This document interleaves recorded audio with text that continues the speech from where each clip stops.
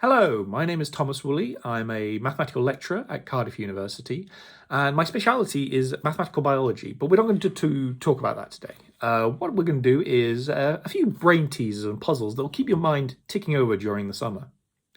So a few years ago, I was very lucky to be able to travel around China doing outreach, but whilst I was doing this, I came across a number of problems, and my hope is that you'll be able to solve them just as well as I did.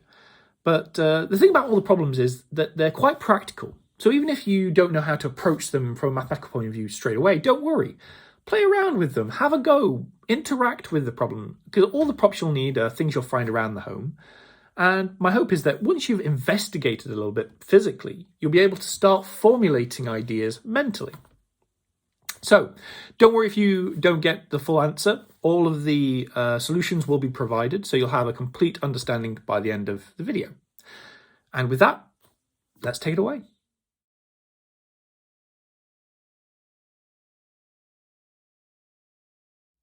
So the first problem that myself and my friends came across when we were traveling to China is going through security. Because what we had done is we had just bought bottles of water. One of my friends had bought a 125 milliliter bottle, and one of my friends had bought a 75 milliliter bottle. And I don't know if you know this, but going through security, you can only take 100 milliliters or less. So the problem is this. Using two containers of different sizes, which don't have any markings on, can we measure exactly 100 milliliters? So what you'll need is two containers, one large, one small. We'll call this the 125 milliliter. We'll call this the 75 milliliter. And then you need a supply of water, because we'll assume that we were near a water fountain, so we could always refill the bottles. So what you can do is you can fill one of the bottles. So this is now full, 75. But what we can't do is we can't half fill it and say, well, that's about 30 milliliters. We can only say if it's full or empty, how much there is in there. But one thing we can also do is we can transfer. So I know there's 75 milliliters in here. And I know if I pour that in there, I know there's 75 milliliters in there. So, using those rules, have a go at measuring exactly 100 milliliters of water.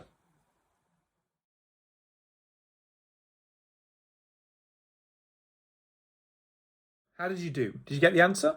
Hopefully you could have at least done it by trial and error.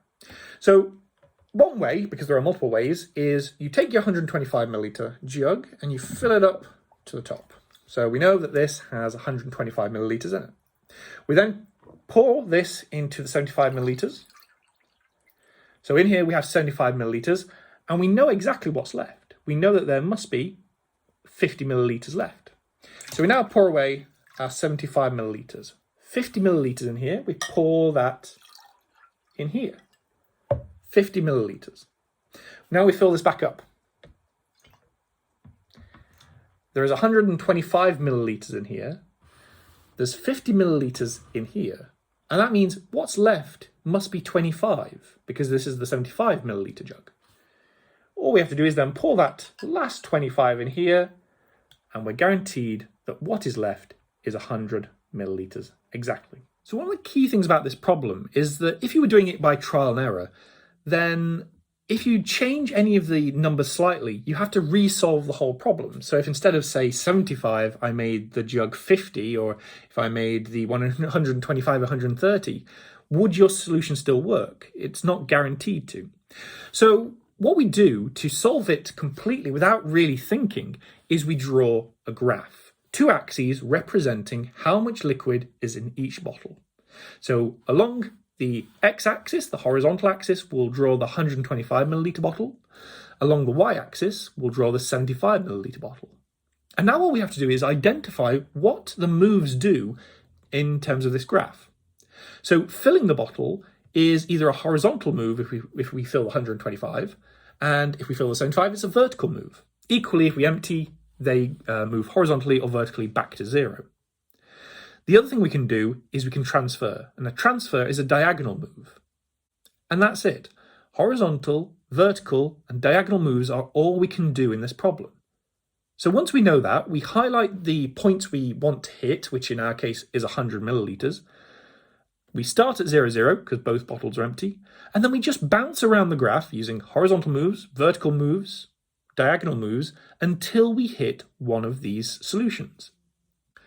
Hopefully you can see the power of this method, because even if I change the contents of the bottles, or I change the goal that we're trying to get to, this graphical method immediately generalizes. We don't really have to think about the numbers or where we have to get to. All we have to do is mark the goal and then bounce around the graph until either we hit the goal or we show that we can't.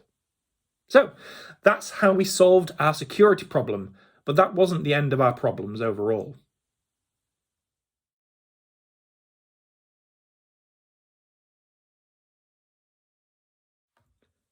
So the next problem we had was caused by our first problem, actually. We were having so much fun playing around with the water in the bottles, trying to make this 100 milliliters, that we were actually late for the plane. So we're standing at the terminal. Our plane is across the field, but to get to the plane, there are 2 live runways. Now, we don't want to waste any more time, and we don't want to spend a long time on these runways because they're active.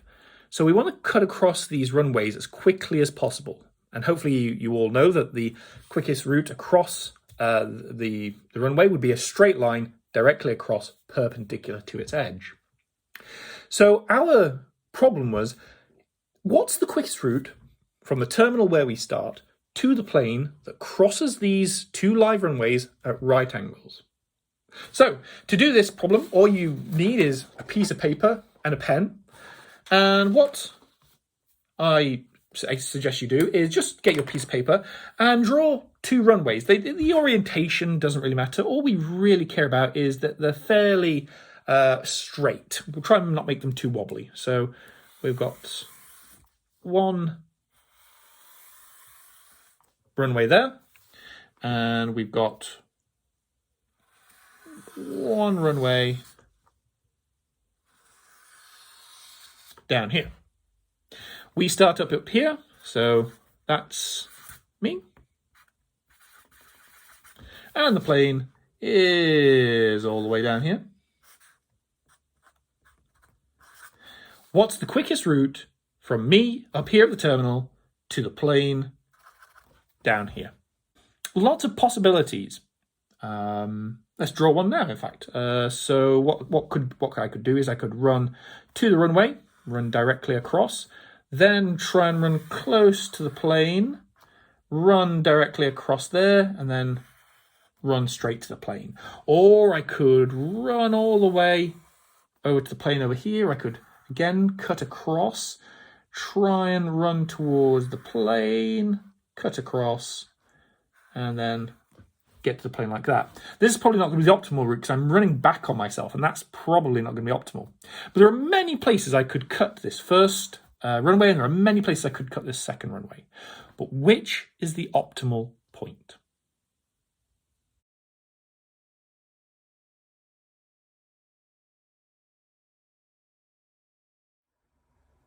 So, how did you do?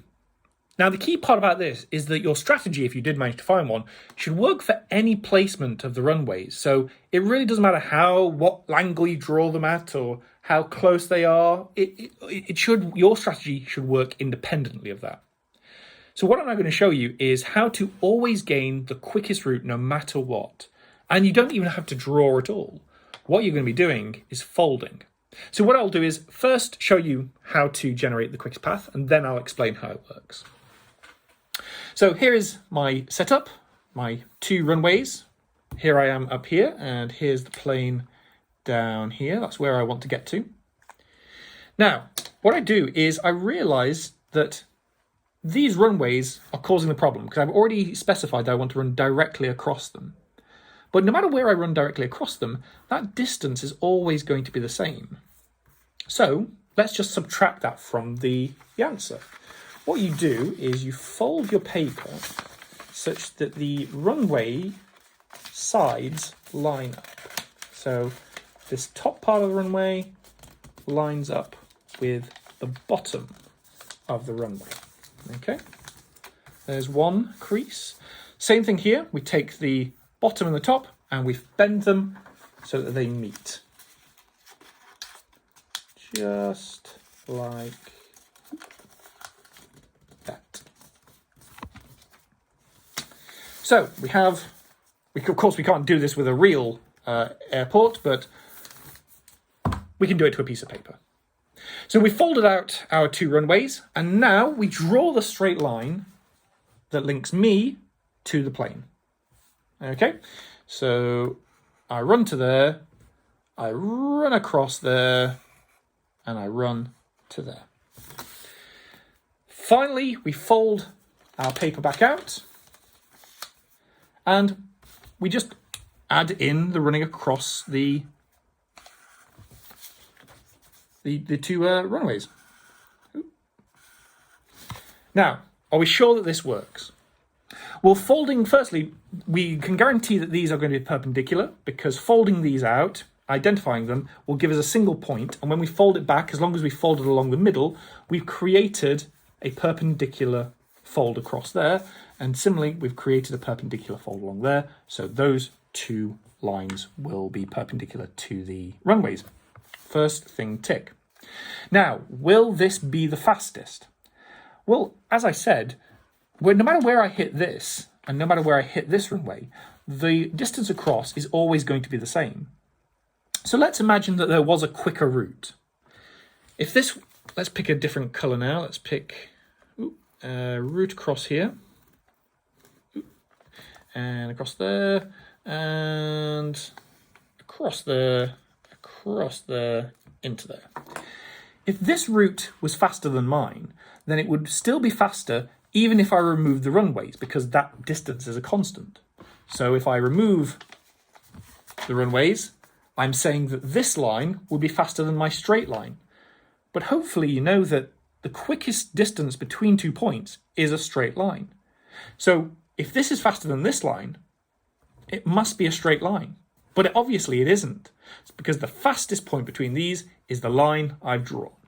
So it doesn't matter when I add in the runways, I know that this will be the fastest connection between me at the terminal to the plane at the end. And you can do this, like I say, redraw this. Draw the different angles between the runways. Fold them out. Draw in your straight line between you and the plane. Fold them back in, and you will always have the quickest route. No maths at all involved, just a piece of geometry and a bit of logical thinking. Thankfully, we were able to get on the plane without too much fuss. We managed to catch our plane. But again, sadly, our problems didn't stop there.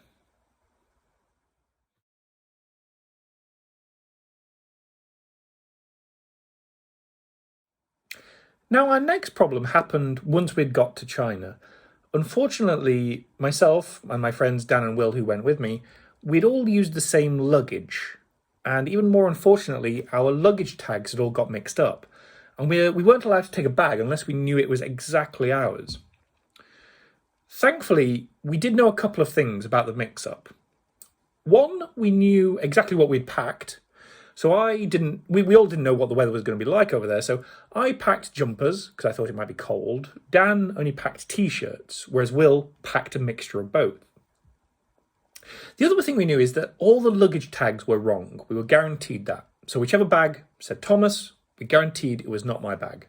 Equally, the bag that said Dan wasn't his, and the bag that said Will's wasn't Will's.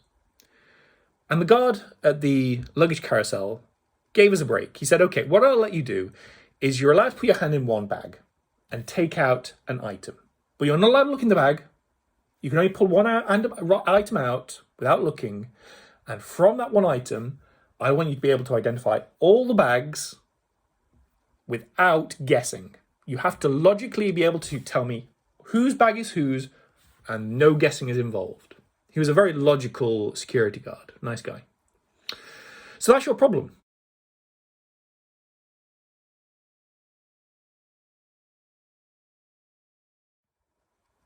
So how did you do? There's lots of different ideas you could be having here, so let's work through a couple of them. Let's just pick a bag. Let's say we pick Dan's bag, okay?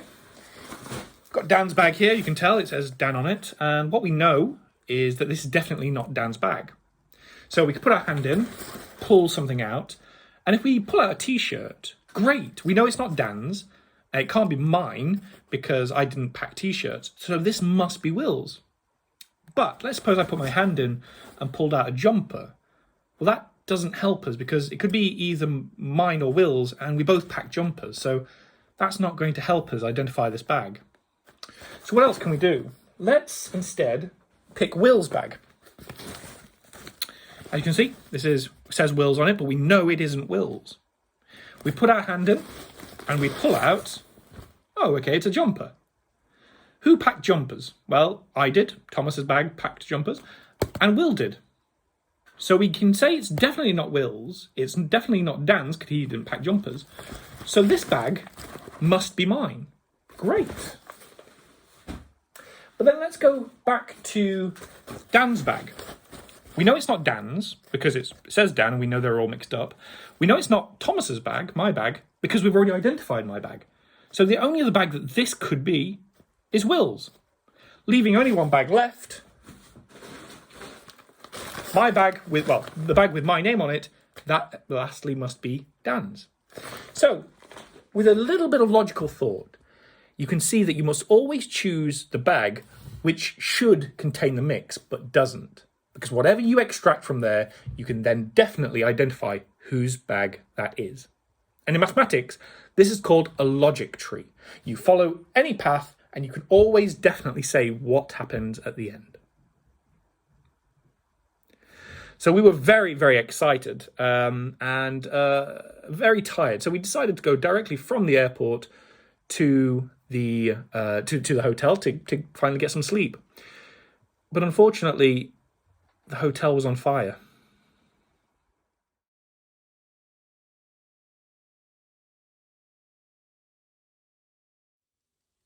So yeah, when we got to the hotel, it was kind of on fire. Not a great start to the holiday. But thankfully, we were a nice bunch of guys, so we thought we'd try and help. And luckily, near the hotel, there was a river. So our question was, what's the quickest route to the river, to the hotel, because we wanted to make sure we could do it as quickly as possible to try and help put that fire out. So again, we're going to use just a piece of paper and a pen. And similar to the airport problem, it doesn't really matter where you put us and where you put the hotel. So we have the river at the bottom. We just run to the river, and then we're up here. We've just arrived. And we'll put the hotel over here. What's the quickest route from us to the river? We only need to run to the edge to the hotel. Again, there are many possible differences you could take. So I could run directly to the river. I could then run directly to the hotel. I could run to the river, then to the hotel like this. So that shortens that distance there. But which of these is best? Again, have a go. Draw some lines, measure them, and see which is shortest. Try and have a guess about how you could construct a strategy to always find the route that gives you the minimum path between you to the river to the hotel.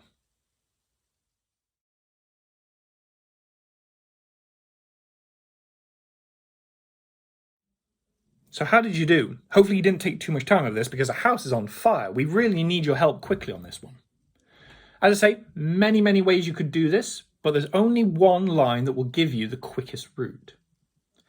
And again, I'll show you how to produce it, and then I'll show you why it works. The insight that you need is to reflect this hotel and produce a virtual hotel in the river. Let's put so that distance there is the same as that distance there. And I say that gives us a virtual hotel. And then what we do is we take the path that links us with a straight line to this virtual hotel.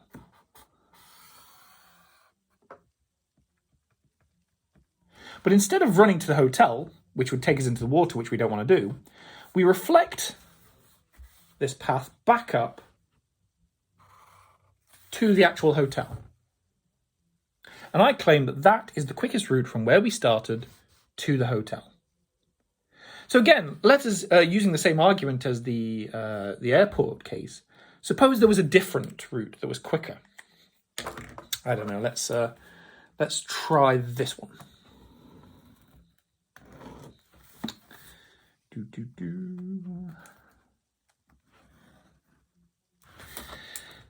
Then this length here, we could reflect to our virtual hotel down here.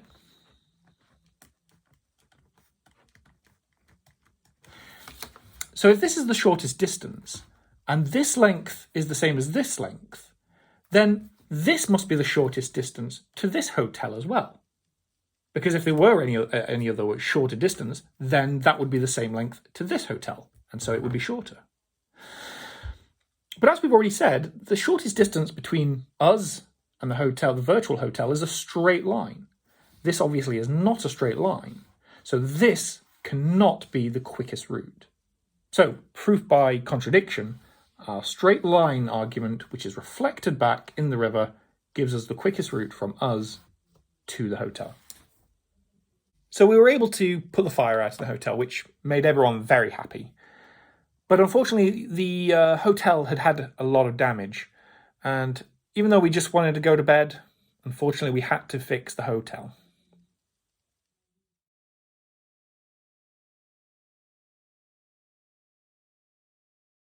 So we finally got to our hotel rooms. We had one room each.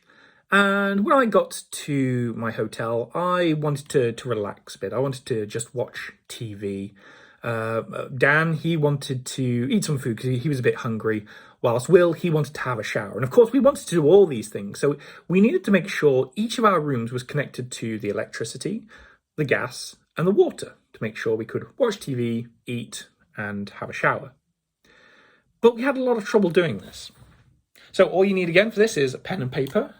We had 3 rooms, so here's Thomas's room, here's Will's room, and here's Dan's room. And we need to connect them to the water, the gas, and the electricity. But the problem is we don't want them to cross, because you don't want to cross electricity and water, because you get boom, equally gas and electricity, boom. So the idea is we want to be able to connect all these utilities to our rooms without crossing the pipes or the plugs or anything like that. So let's have a go. Just throw some ideas out there. Let's connect my room first off to the water, the gas, and the electricity. Fine, I'm all good. I can do everything I want.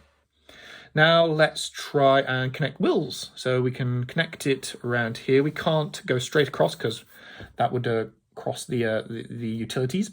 We could also then connect the gas. Great, that's a good start. And let's connect the electricity, as so. Dan's room, let's connect the electricity. We can get to the water. It's a bit more difficult, but we can still get there. We can't connect Dan's room to the gas. There's no way of doing it, because if I can't get out here, and I can't get. There's no way to get to the gas. There's no way. So have a go. Connect the 3 rooms of myself, Will, and Dan to the water, the gas, and the electricity without crossing the plugs or the pipes.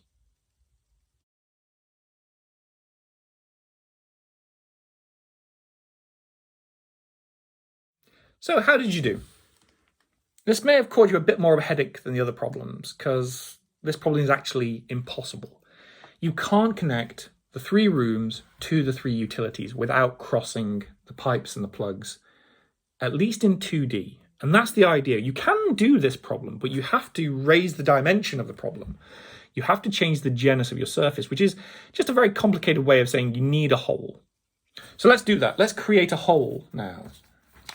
We're not in 2Ds, we're in 3D. So I've created a hole now. And now let's try and solve the problem. Thomas connects to the water, the gas, and the electricity. Will connects to the water, the gas, and the electricity. Dan connects to the electricity and the water just as before. Now, where previously we had a problem, we can now connect Dan through the hole. Dan will travel through the hole, connecting himself, bringing himself round to the gas. So by creating a hole, you can now connect them. The reason why you can't do it on a flat 2D piece of paper is very complicated. It's high-level mathematics, which we're not going to go into. But safe to say, by creating a hole, you're able to save the day and connect all 3 rooms to all 3 utilities. utilities. Finally, we had some sleep. We woke up the next day fresh. We could have a shower. We could watch the news. But boy, we wanted breakfast. So off we went to the Chinese restaurant to get something to eat.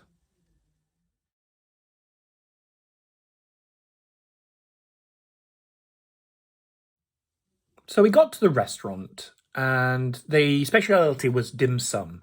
They served beautiful little mouthfuls of tasty morsels and they had 10 different varieties. And unfortunately, none of us spoke Mandarin, so none of us could really read the menu. Thankfully, the restaurant offered taster plates, so you could choose 5 things from the menu and they would bring the plate and you knew that those 5 things were on the plate, but you didn't know which one was which. So our task was to identify what on the menu was what was on the plate. So to give you an example, we had the 10 types of dim sum and we called them A, B, C, D, E, F, G, H, I, J. And what we could do is we could order a plate of 5 pieces of A. So A. They would all come on the plate and we would guarantee to know what A was from that plate. But to be able to do this for all the letters, we would have to order 50 pieces of dim sum, which if you're hungry isn't probably that much of a big deal. But it's a bit wasteful.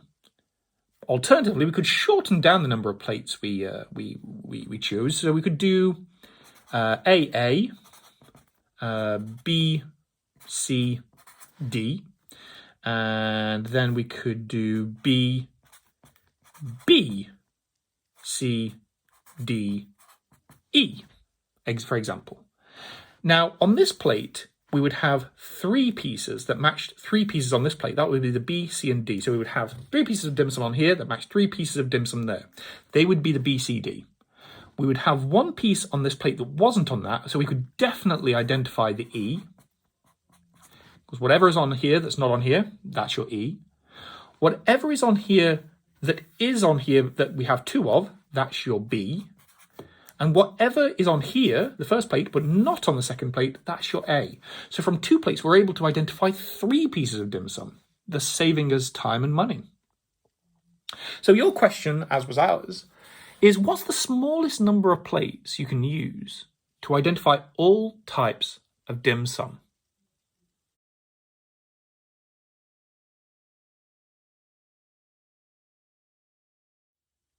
So how did you do?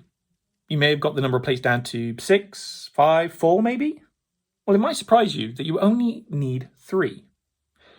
If you ordered 3 plates of B, E, E, H, I as the first one, C, F, F, H, J as the second, D, G, G, I, J, I claim that you're able to identify all pieces of dim sum. So firstly, the one you don't order, you can immediately identify. So you know the one you don't order is A. Next, the only one that appears on B, plate 1 is B. E appears twice on here, H appears here, and I appears on these 2. So the one that only appears once on plate 1, that's B. Similarly, the only one that appears once on plate 2 is C, and the only one that appears once on plate 3 is D.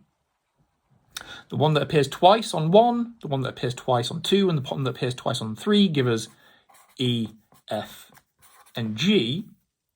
Now here's where things get quite fun.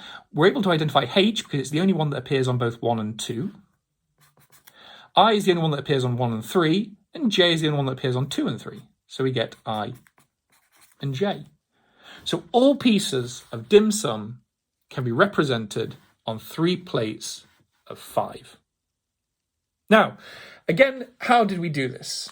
I've just shown you a result, but you can actually think about this as encoding each piece of dim sum using the 3 plates and the numbers 0, 1, and 2. Each row, as you'll see, is unique. And that allows us to be able to identify each piece from where it appears on each plate and how many pieces appear on each plate. And again, you can extend this to different numbers of plates and different numbers of pieces of dim sum.